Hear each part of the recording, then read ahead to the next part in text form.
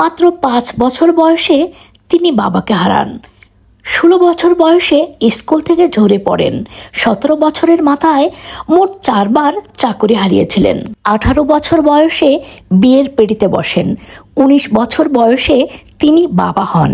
20 বছর বয়সে তার স্ত্রী তাকে ফেলে রেখে চলে যায় আর কন্যা সন্তানটিকেও নিয়ে যায় সাথে। সেনাবাহিনীতে যোগদান করেন এবং সেখানে ব্যর্থ হন। ইন্স্যুরেন্স কোম্পানিতে যোগদান করেন এবং সেখানেও সফলতার দেখা পাননি। চাকরি নিয়েছিলেন রেল লাইনের কন্ট্রাক্টর হিসেবে, সুবিধে করতে পারেননি। অবশেষে এক ক্যাফেতে রাঁধুনির চাকরি নেন। 65 বছর বয়সে অবসরে গিয়েছিলেন। অবসরে যাওয়ার প্রথম দিন সরকারের কাছ থেকে $105 চেক পেয়েছিলেন। তার কাছে মনে হয়েছিল জীবন তার মূল্যহীন। আত্মহত্যা করার সিদ্ধান্ত নিয়েছিলেন তিনি। এরপর একটি গাছের নিচে বসে জীবনে কি অর্জন করেছেন তার একটা লিস্ট বানাতে শুরু করলেন। হঠাৎ তার মনে হলো জীবনে আরও অনেক কিছু করার বাকি আছে, আর তিনি বাকি সবার চাইতে একটি জিনিসের ব্যাপারে একটু বেশি জানেন, রন্ধনশিল্প। তিনি $87 ধার করলেন আর সেই চেকের বিপরীতে কিছু মুরগি কিনে নিজের রেসিপি দিয়ে সেইগুলো ফ্রাই করলেন। এরপর কেনটাকিতে গিয়ে প্রতিবেশীদের দাঁড়ে দাঁড়ে গিয়ে সেই ফ্রাইড চিকেন বিক্রি করা শুরু করলেন। জন্ম নিল কেনটাকি ফ্রাইড চিকেন তথা KFCর।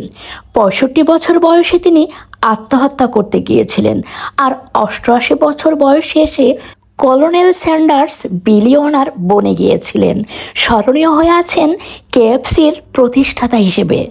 এই KFC সাধারণত ঐতিহাসিকভাবে কেনটাকি ফ্রাইড চিকেন নামে পরিচিত। এতক্ষণ যার কথা বলেছিলাম অনেকেই এই গল্পটা জানেন, তারপরও আমি যারা জানেন না তাদের উদ্দেশ্যে এই কথাগুলো আমার আজকের ভিডিওর সাথে অ্যাড করে দিলাম। সেই প্রতিষ্ঠাতার নাম ছিল কর্নেল হারল্যান্ড স্যান্ডার্স। এই সেই উদ্যোক্তা যিনি মহামন্দার সময় কেনটাকির করবিনে তার রাস্তার পাশের রেস্তোরাঁ থেকেই ফ্রাইড চিকেন বিক্রি করা শুরু করেছিলেন। এরপর হামবার্গারের প্রতিষ্ঠিত আধিপত্যকে চ্যালেঞ্জ করে সর্বপ্রথম 1952 সালে লেক সিটি, উটাতে খোলা হয় কেনটাকি ফ্রাইড চিকেন ফ্র্যাঞ্চাইজিটি। আর তখন থেকেই ফাস্টফুড শিল্পে এই চিকেন বিশ্বের দরবারে জনপ্রিয় হয়ে ওঠে।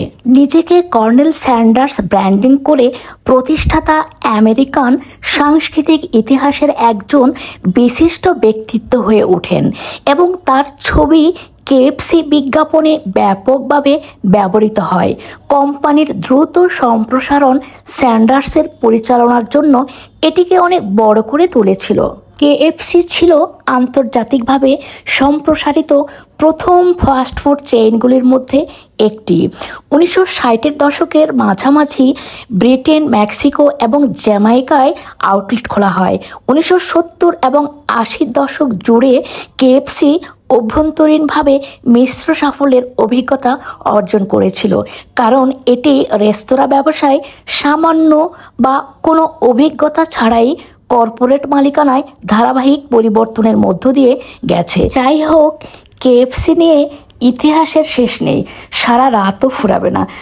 আমি নিউ মার্কেট গিয়েছিলাম, কিছু শপিং করেছি, তো আমার শপিংগুলো গোছাতে গোছাতে ভাবলাম আমি এই কথাগুলো অ্যাড করে দেই ভিডিওর সাথে।